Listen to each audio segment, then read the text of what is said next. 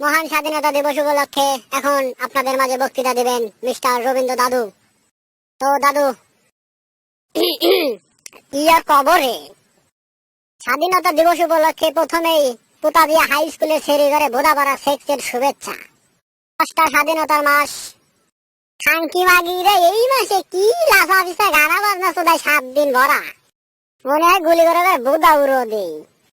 ওই পুতাই যে স্কুলের 88% মেয়েরা 1 নাম্বার খানকি নামে খানকিরে লইটে মিসুদা বেড়ায়। ওখানে ভোদা মানে সারা করে দেখলি খালি পুতপুতি করে।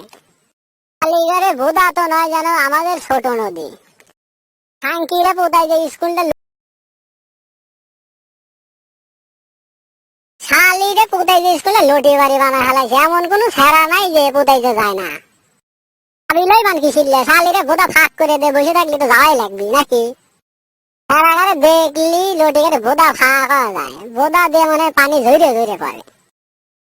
আর ওই যারো খুঁজি তোর মা সুদি খানকির বাচ্চা সেই রেগে দেখলি মানে ওর দোন লাভ দিয়ে উঠে কয় ইয়ে ছাড়া।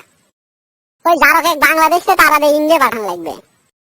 ওই যারকের কাছে করে কোন খানকি মাগিরে, ওই লটিকারে কি ভোদা ভরা খালি সেক্সি নাকি। আবার সুদাই যে রবীন্দ্র বিশ্ববিদ্যালয় দেওয়া। বিশ্ববিদ্যালয় কি এতই সহজ? আমার নামে বিশ্ববিদ্যালয়